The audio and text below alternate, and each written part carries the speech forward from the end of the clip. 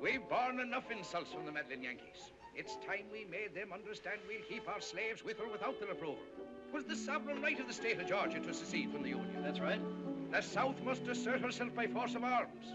After we fired on the Yankee rascals at Fort Sumter, we've got to fight. There's no other way. Fight, that's right, fight.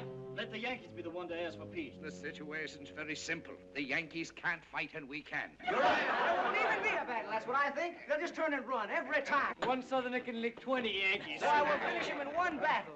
Gentlemen can always fight better than rattle. Yes, gentlemen always fight better than rabble. And what does the captain of our troop say? If Georgia fights, I go with her. But like my father, I hope that the Yankees will let us leave the Union in peace. But Ashley... But Ashley, they've insulted us. You can't mean you don't want war. Most of the miseries of the world were caused by wars. And when the wars were over, no one ever knew what they were about. Why, Ashley, if it wasn't... No, gentlemen. Mr. Butler's been up north, I hear.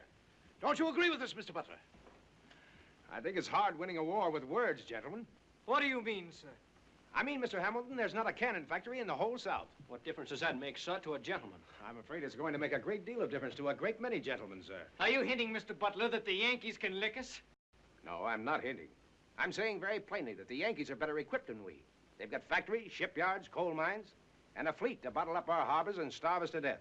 All we've got is cotton and slaves and arrogance. That's treacherous. I refuse to listen to any renegade talk. Well, I'm sorry if the truth offends you. Apologies aren't enough, sir. I hear you were turned out of West Point, Mr. Red Butler, and that you aren't received by any decent family in Charleston, not even your own.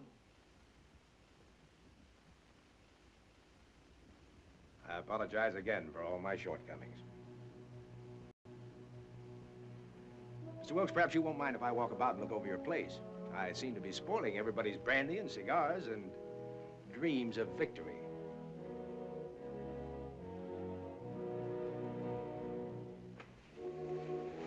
Well, that's just about what you could expect from somebody like Red Butler. You did everything but call him out. He refused to fight. Not quite that, Charles.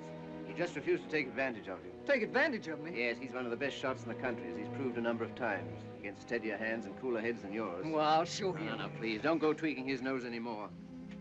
You may be needed for more important fighting, Charles. Now, if you'll excuse me, Mr. Butler's our guest. I think I'll just show him around. Here.